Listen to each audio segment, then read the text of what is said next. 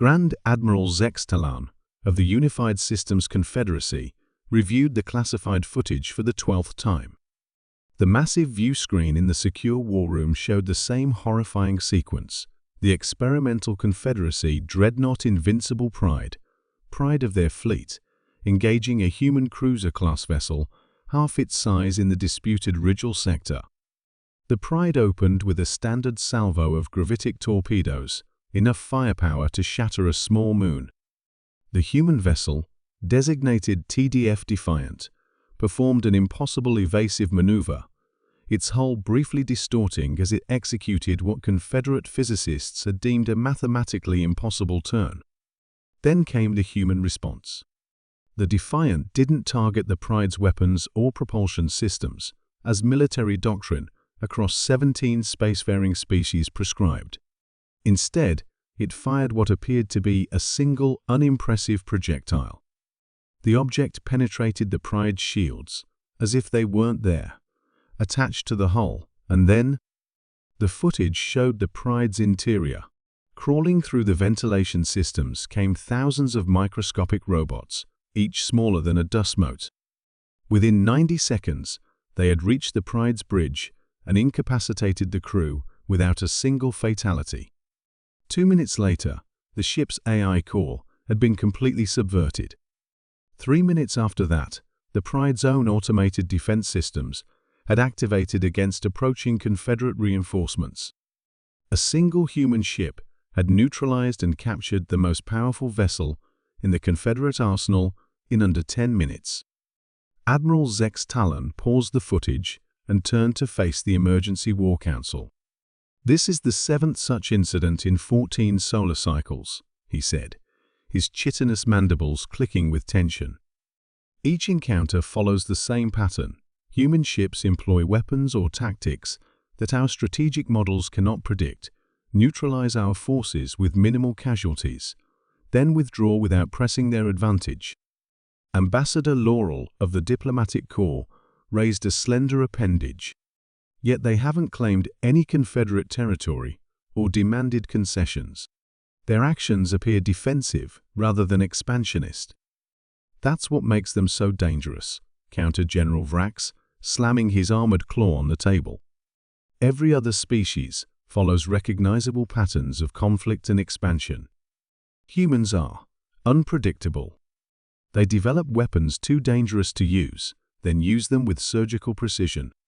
They could have vaporized the Pride, but instead they captured it intact, demonstrating capabilities far beyond what our intelligence suggested."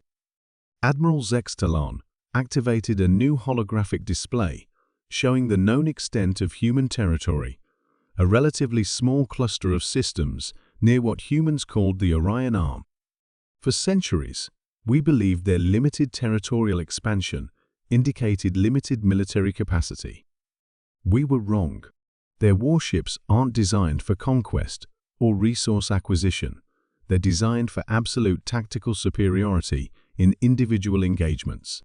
The council chamber fell silent as the implications set in.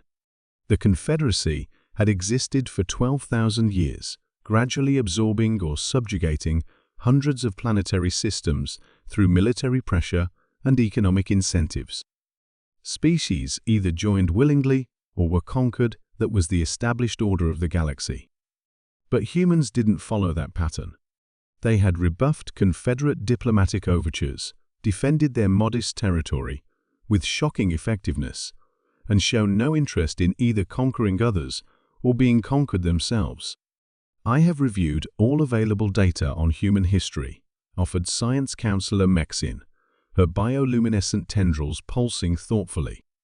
"Their species developed under unusual conditions, a high-gravity world with extreme biodiversity and climate variation. But what truly shaped them was their isolation. Humans evolved as the only sapient species on their planet." She manipulated the display to show images of Earth's history. While every other known intelligence evolved alongside competing sapient species, humans competed only with themselves. For thousands of years, human fought human, developing weapon systems specifically designed to kill other humans. When they finally achieved unity, they had a military tradition unlike anything in the galaxy warfare as a problem to be solved rather than a means to an end. Admiral Zextalan nodded gravely. This explains their approach to warship design. Confederate vessels are built to project power, to intimidate and conquer. Human ships are built to neutralize threats with maximum efficiency and minimum collateral damage. But if they're so formidable, why haven't they expanded? Asked Ambassador Loral. Why maintain such a limited territorial presence? General Vrax gave the approximation of a laugh. In his species tradition, a harsh vibration of his armored plates, because they don't need to. Examine the resource allocation within human territory. Over 60% of their system-wide infrastructure is dedicated to scientific research and quality of life improvements. Less than 12% goes to their military. That's impossible, objected one of the junior counselors.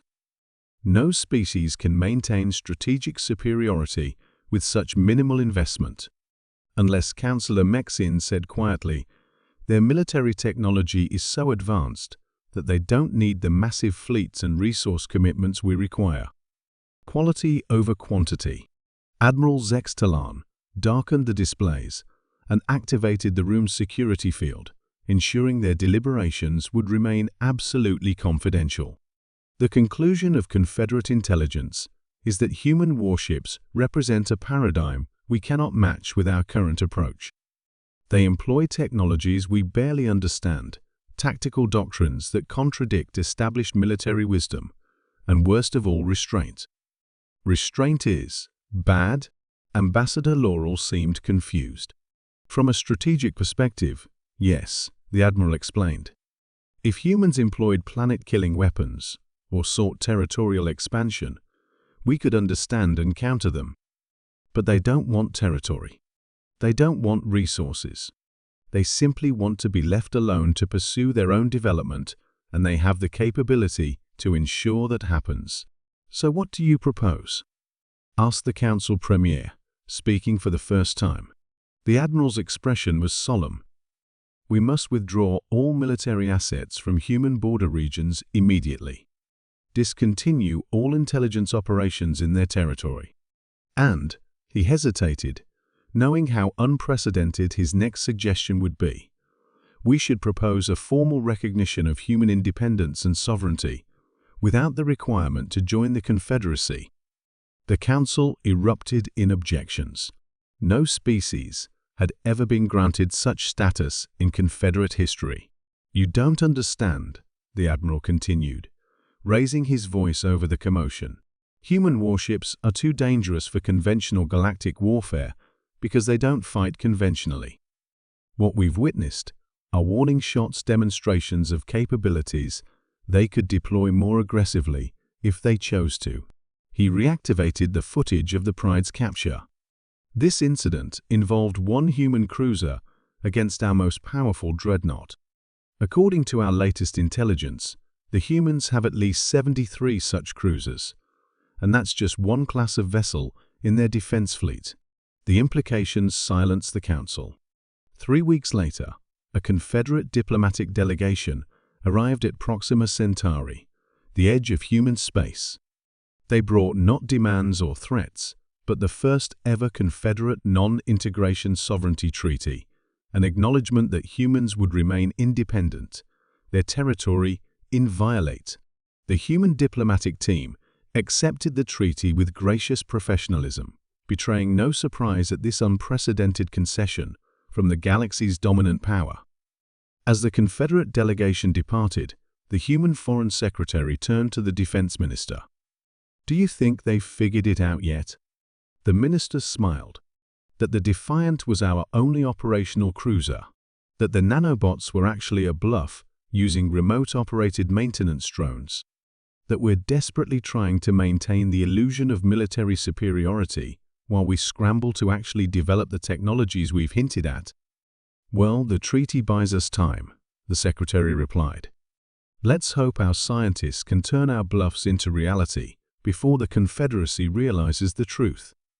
Meanwhile, Across Confederate space, military academies began teaching a new doctrine: when encountering human warships, do not engage, they're simply too dangerous, even for galactic warfare.